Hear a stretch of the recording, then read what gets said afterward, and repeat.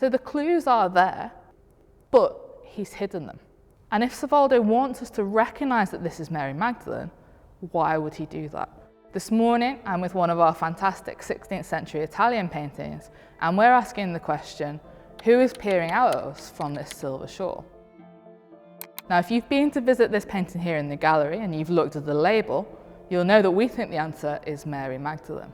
Mary Magdalene is, according to the Christian New Testament, Jesus' most prominent female disciple, and she's the first witness to his resurrection. You might also realise that this Magdalene looks quite different to some of the other Mary Magdalenes in our collection. So why do we think this is a Mary Magdalene, and why on earth does she look so different? This work was painted by Giovanni Girolamo Savoldo. He is an Italian artist who was born in Brescia in northeast Italy, but he's most famous for working in Venice, and he worked alongside well-known artists like Giorgione and Titian, and you might be able to see some similarities in style in this work.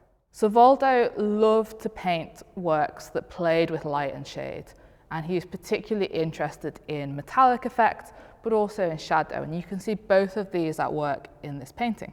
He also returned to this subject probably 4 times. So our metallic Mary has got sisters in LA, in Berlin, and in Florence. But she's slightly unusual in her presentation, and art historians haven't always been as confident as I am now that this is a Mary Magdalene. By the 17th century, a painting that's described as a beautiful Magdalene is in the collection of Fausto Averoldi, who lived in Venice. Fausto's grandfather, however, worked in Venice but lived in Brescia. And we think he commissioned Savoldo's painting of St. Jerome that's also in our collection.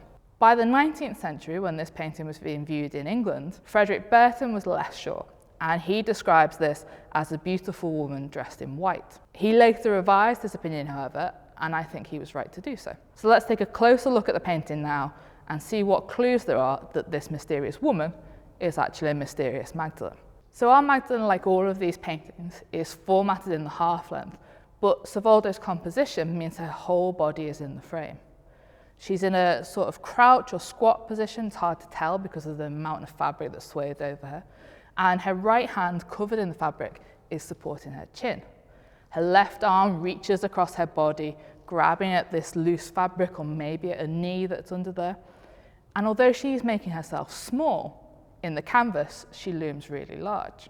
But when we look around the edges, we start to find some of the clues that can help us with her identification. One of the first clues that people sometimes point to is this lake in the background. And that's because in the Gospels, Jesus and his disciples, including Mary Magdalene, begin their ministry around Lake Galilee. However, if we look really closely at the skyline here, and particularly the church, we can recognise that this is actually a view of Venice at the time, probably viewed from the island of Murano. Now, this is really typical. Artists love to translate these biblical scenes into their own timelines. So this tells us that Savoldo is working in and around Venice, and tells us that the painting was probably for that region as well, but it doesn't really give us any clues about Mary Magdalene. So we can see that this Magdalene is in an architectural space, and particularly interesting to us is this dark corner down here, which looks a little bit like a tomb.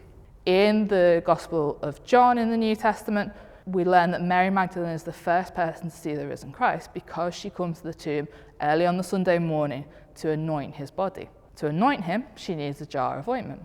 And in this very bottom left-hand corner, we have that jar. So she's near a tomb with an anointing jar. These are really recognisable features of Mary Magdalene. And if you've seen other Magdalenes in the collection, you'll recognise that that jar is often the giveaway.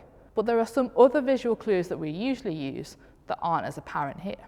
We've said already how striking this silver shawl is, but if we look just at the cuffs and at the hem at the bottom corner, we can see that this is actually covering a crimson dress, and that red colour is much more associated with Mary Magdalene.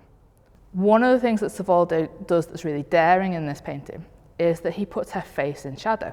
For us, that's really useful because as the paint quality has degraded over time, it means that we can see some of the underdrawing. So if you come a little closer, you can start to see the outline of her face. But crucially for us, along the line of the shawl, you can see some strands of blonde hair. And that loose, long blonde hair is a hallmark of Mary Magdalene. It's associated with her as beautiful and as a seductress. And so the clues are there, but he's hidden them. And if Savoldo wants us to recognise that this is Mary Magdalene, why would he do that? The simple answer is because it's painted by Savoldo. And I mentioned earlier that he was born in Brescia. And around the turn of the 16th century, art in Brescia has a lot of these metallic fabrics.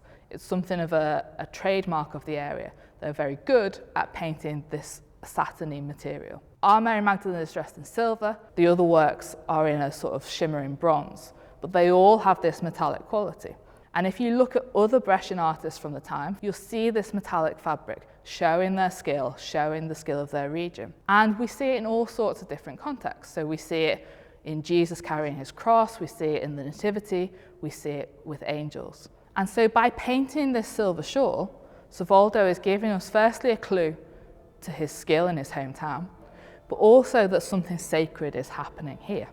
If we go back to the gospel, we can make some sense of this. So in that John 20 story, after she comes to anoint him and discovers the empty tomb, she tells the male disciples, but they run away. And she's alone weeping when the risen Jesus appears to her. She doesn't recognize him at first until he calls her by her name, and then she turns to him. And we've been asking the question this morning, who we're looking at, but maybe we should have been asking who she's looking at. If you're interested in learning more about art history, click here or here and subscribe to our channel. Thanks for joining us today, and we'll see you next time.